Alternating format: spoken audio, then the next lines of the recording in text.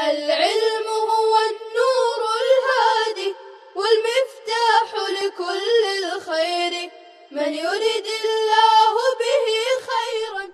والسلام على عباده الذين اصطفى. اما بعد، باب ظرف الدف في النکاح والولیمہ. وبه قال حدثنا مسدد عن بشر بن المفضل قال حدثنا خالد بن زكوان قال قالت الربيع بنت معوذ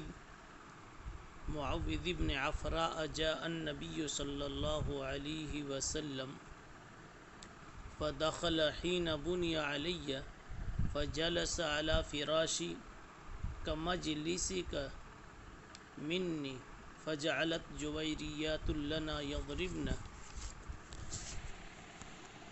بالدف ويندبن من قتل من آباء يوم بدر إذ قالت إحداهن وفينا نبي يعلم ما في غد فقال دعي هذه وقولي بالذي كنت تقولين.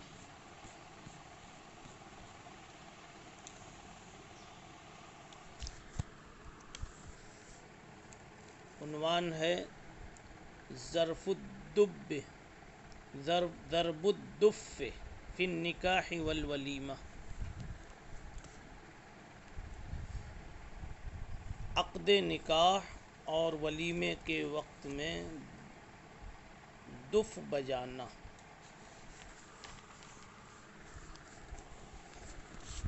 اس باب کا مقصد ہے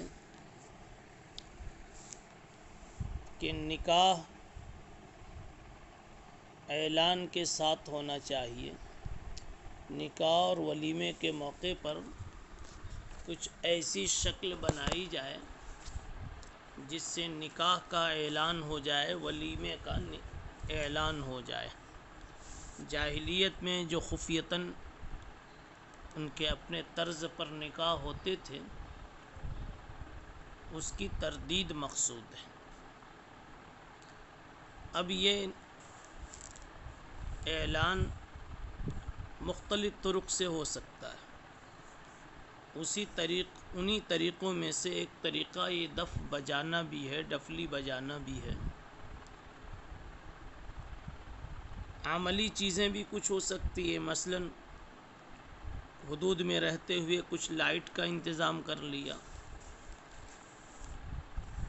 پنڈال وغیرہ لگا لیا،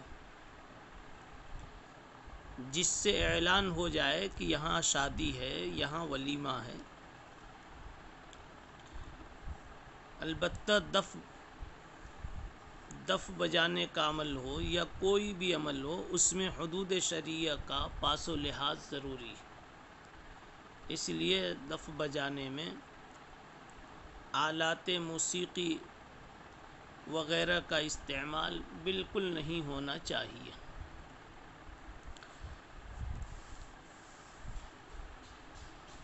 ربیہ بنت معوذ ابن عفرا، حضرت ربیہ بنت معوذ کہتی ہیں کہ نبی پاک صلی اللہ تعالی علیہ وسلم میری رخصتی کے بعد میرے یہاں آئے اور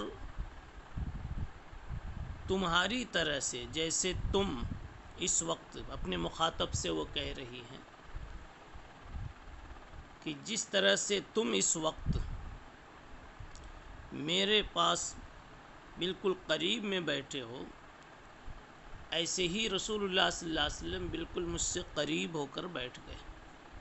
فجلس علی فراشی کمجلسک منی، بالکل قریب آ کر بیٹھ گئے. کوئی یہ سوچ سکتا ہے کہ ربیہ بنت معوذ نے کیا پردہ نہیں کیا، حضور پاک صلی اللہ علیہ وسلم کیسے آ کے بیٹھ گئے؟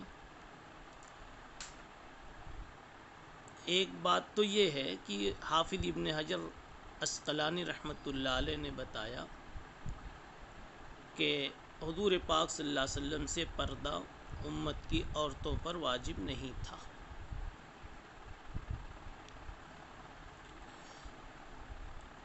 اس کی وجہ ظاہر ہے کہ انبیاء کرام معصوم ہوتے ہیں۔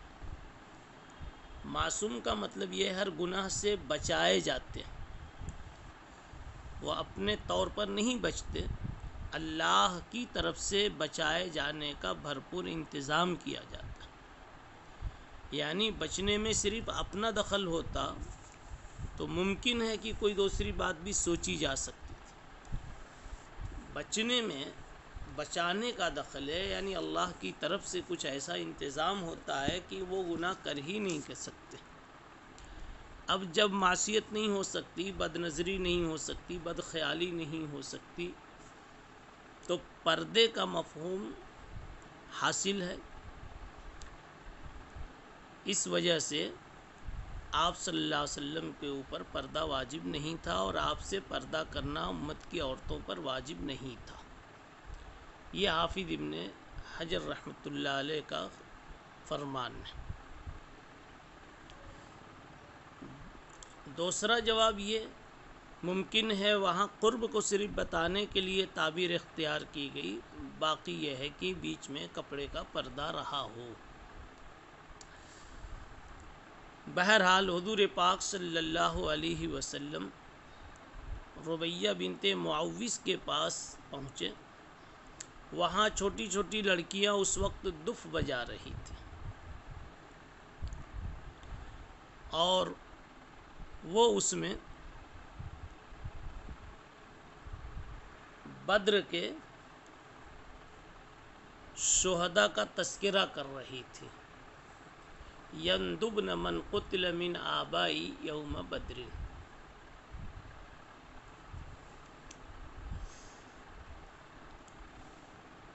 اتنے میں ایک لڑکی یہ مصرع کہنے لگی، قالت احداہن وفینا نبی یعلم ما فی غدی، وفینا نبی یعلم ما فی غدی، ہمارے پیغمبر آنے والی کل کی بات بھی جانتے ہیں کہ کل کیا ہونے والا ہے۔ فقال دعی هذه وقولی بالذی کنت تقولین۔ آپ نے ارشاد فرمایا، یہ مت بولو، وہی تم جو پہلے اشعار گا رہی تھی وہی کہے جاؤ۔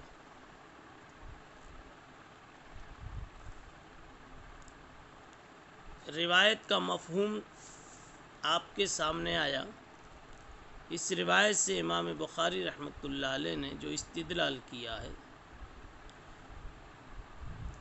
وہ استدلال بالکل ظاہر ہے کہ وہ عورتیں دف بجا رہی تھیں، یضربن بالدف۔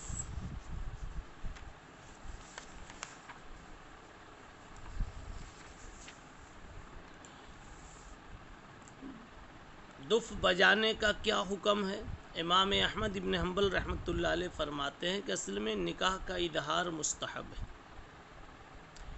دوسرا ائمہ نے بھی یہی فرمایا، نکاح کا اظہار کسی طرح ہونا چاہیے، چاہے اعلان کی شکل ہو، شاہدین کی حاضری ہو۔ البتہ یہ ہے کہ حدود شرع میں رہتے ہوئے یہ اعلان و اشتہار ہونا چاہیے۔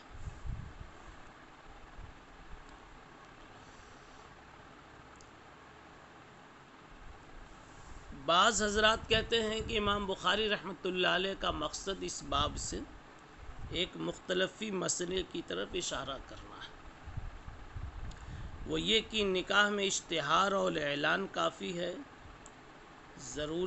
شہادت کی ضرورت نہیں، یا یہ کہ شہادت بھی ضروری ہے۔ اس مسئلے پر روشنی ڈالنا چاہتے یا اس مسئلے میں اختلاف کی طرف متوجہ کرنا چاہتے ہیں۔ تو معلوم ہونا چاہیے کہ امام مالک رحمۃ اللہ علیہ کا مشہور مسلک یہی ہے کہ نکاح میں شہادت کی ضرورت نہیں، اعلان کافی ہے۔ اور امام احمد ابن حنبل سے بھی ایک روایت اسی انداز کی ہے۔ باقی امام ابو حنیفہ اور امام شافعی رحمۃ اللہ علیہما شہادت کو ضروری قرار دیتے ہیں۔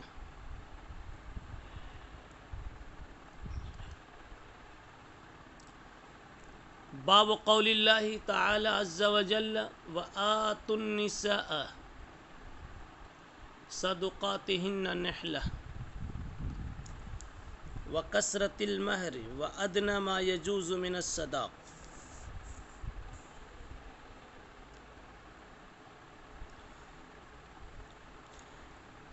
باب اللہ تعالیٰ کا ارشاد وآتوا النساء صدقاتهن نحلہ، عورتوں کا مہر برضا و رغبت ادا کر دو۔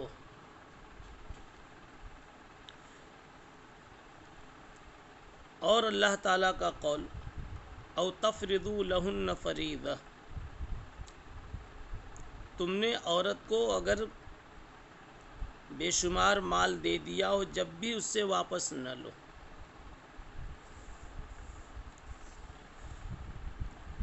اور سہل ابن سعد رضی اللہ تعالیٰ عنہ کہتے ہیں کہ رسول اللہ صلی اللہ علیہ وسلم نے ایک شخص سے مہر کے لیے فرمایا کچھ تو ڈھونڈ لا، خواہ لوہے کی انگوٹھی ہی صحیح۔ وقال سہل قال النبی صلی اللہ علیہ وسلم ولو خاتما من حدید۔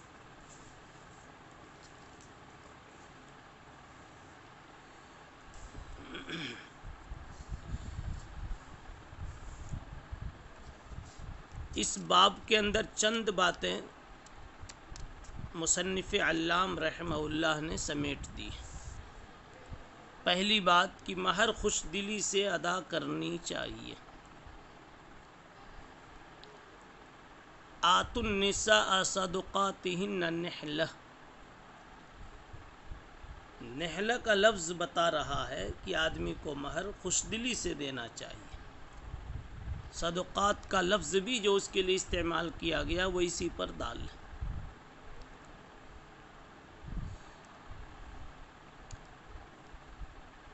دوسری بات، اس میں مہر کی زیادتی کا ذکر کیا۔ اصل میں زمانے جاہلیت میں نکاح کے کئی طریقے غلط رائج تھے، البتہ اس میں جو کچھ شریفانہ طریقہ ایک رائج تھا اس میں مہر کا ذکر تھا۔ اسلام نے اسی طریقے کو برقرار رکھا ہے، اور اسلام نے یہ بتایا کہ مہر اس بات کی علامت ہے کہ نکاح کرنے والا مرد واقعی عورت کا طلبگار ہے، مفت اور فری اس کو استعمال نہیں کرنا چاہتا۔ اسی لیے ہر مرد اپنی حیثیت کے مطابق کچھ نہ کچھ مہر کا ہدیہ اور گفٹ اور نذرانہ پیش کرتا۔ تو پہلی بات امام بخاری رحمۃ اللہ علیہ نے یہ بتلائی کہ مہر خوش دلی کے ساتھ پیش کیا جاوے۔ نمبر 2، مہر کی زیادہ سے زیادہ کوئی مقدار متعین نہیں ہے۔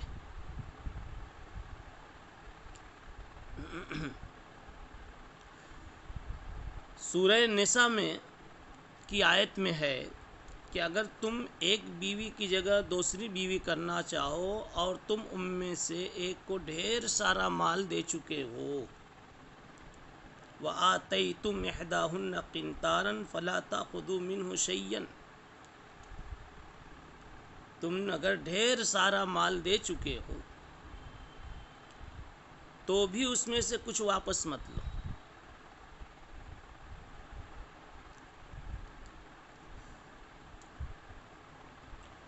حضرت عمر رضی اللہ تعالیٰ عنہ نے ایک واقعے میں اسی آیت کی وجہ سے زیادہ مہر کے جواز کو تسلیم کر لیا تھا۔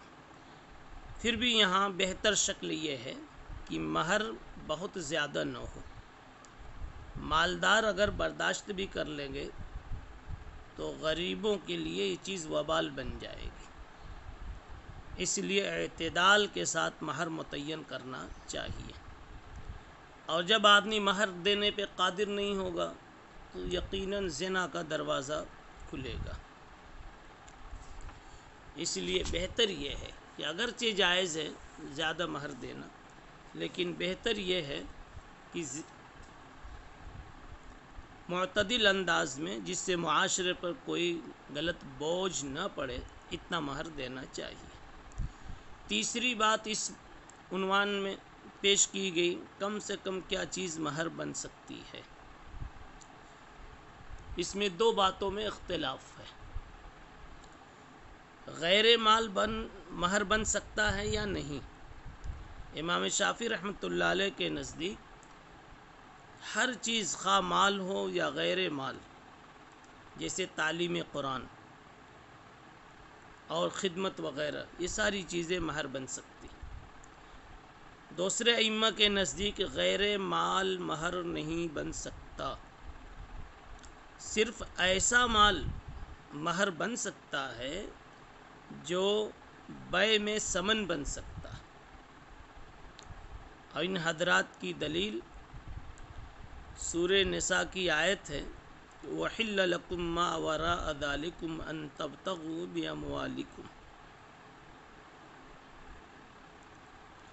اس میں عورتوں کو مالوں کے ذریعے حاصل کرنے کا، طلب کرنے کا حکم دیا گیا۔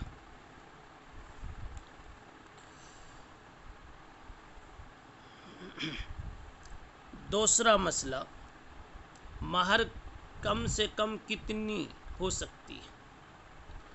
مہر کی کم سے کم مقدار کتنی ہو سکتی ہے؟ امام شافعی اور امام احمد رحمہم اللہ کے نزدیک کچھ متعین نہیں ہے، جس مال پر بھی زوجین راضی ہو جائیں وہ مہر ہونے کے لیے کافی ہے، چاہے لوہے کی انگوٹھی ہو۔ امام مالک رحمۃ اللہ علیہ کے نزدیک چوتھائی دینار یعنی 3 درہم اتنا مہر ہونا ضروری ہے۔ امام اعظم رحمۃ اللہ علیہ کے نزدیک 10 درہم کم سے کم مہر ہونا ضروری ہے۔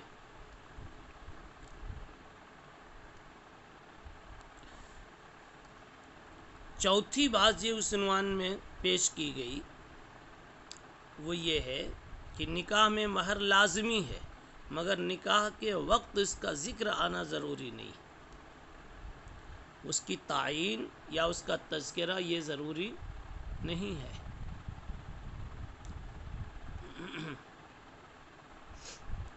آگے پیچھے بھی اس کی تعیین ہو سکتی، اگر نکاح کے وقت مہر کا ذکر نہیں آیا یا تعیین نہیں ہوئی تو نکاح تو ہو جائے گا، البتہ مہر مثل واجب ہوگا۔ اور روایت جو آ رہی ہے اس میں عبد الرحمن ابن عوف رضی اللہ تعالی عنہ کے نکاح کا اور ان کے مہر وغیرہ کا تذکرہ ہے۔ اب کتاب میں ملائیے، باب قول اللہ وآتوا النساء صدقاتهن نحلة وكسرة المہر وأدنى ما يجوز من الصداق وقوله تعالى وآتيتم إحداهن قنطارا فلا تأخذوا منه شيئا وقوله جل ذكره أو تفرضوا لهن فريضة وقال سهل قال النبي صلی اللہ علیہ وسلم ولو خاتما من حدید۔ مہر کی مقدار کی کم سے کم کتنی ہو سکتی ہے، جو اس یہاں کا تیسرا مسئلہ تھا، اس پر اس سے پہلے ایک عنوان کے تحت میں کچھ اسباق پہلے اس پر گفتگو کی جا چکی ہے ائمہ کے اختلاف اور دلائل کے ساتھ۔ وبه قال حدثنا سلیمان بن حرب قال حدثنا شعبہ عن عبد العزیز بن صہیب عن انس ان عبد الرحمن بن عوف تزوج امرأة على وزن نواة فرأى النبي صلی اللہ علیہ وسلم بشاشة العرس فسأله فقال انی تزوجت امرأة على وزن نواة۔ حضرت عبد الرحمن بن عوف رضی اللہ تعالی عنہ کو نبی پاک صلی اللہ علیہ وسلم نے دیکھا کہ شادی کے پوزیشن میں دکھ رہے ہیں، شادی کیے ہوئے ہیں، شادی کی خوشیوں میں، تو پوچھا، بتایا ہاں میں نے ایک عورت سے شادی کی ہے، ایک گٹھلی سونا دے کر۔ حضرت قتادہ نے یوں نقل کیا حضرت انس سے کہ عبد الرحمن ابن عوف نے یوں کہا تزوج ان عبد الرحمن ابن عوف تزوج امرأة على وزن نواة من ذهب۔ اس میں یہ تصریح موجود ہے کہ ایک گٹھلی، ایک نوات کے برابر سونا دیا تھا۔ نوات کس کو کہتے ہیں؟ نوات کہتے ہیں گٹھلی کو۔ البتہ نوات کی مقدار کے بارے میں اختلاف ہے۔ کسی نے کہا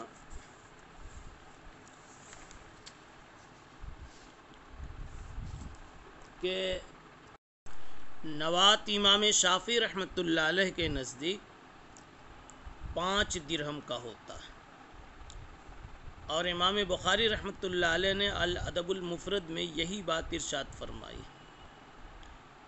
قاضی ایاز نے بتلایا کہ اکثر علماء کا یہی قول ہے، لیکن امام احمد ابن حنبل رحمۃ اللہ علیہ کے نزدیک نوات 3 درہم اور 1 ثلث کا ہوتا ہے۔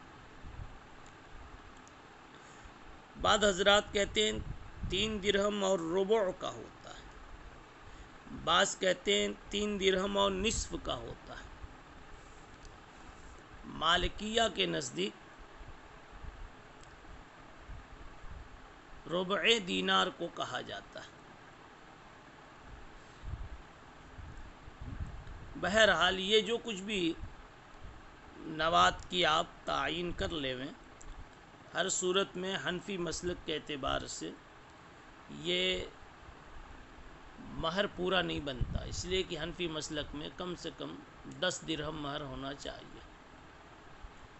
پھر اس کی کیا توجیہ ہے؟ تو حنفیہ نے کہا یہ مہر معجل تھا، یعنی اصل پورا مہر یہ نہ تھا، پورے مہر کا کچھ حصہ جو فوری طور پر تطیب خاطر کے لیے آدمی دیتا ہے، یہ وہ حصہ تھا۔ سبحان اللہ بحمدہ سبحان اللہ۔ السلام عليكم، لا تنسوا الاعجاب بالفيديو والاشتراك في القناة تشجيعا لنا لنستمر بنشر المزيد إن شاء الله.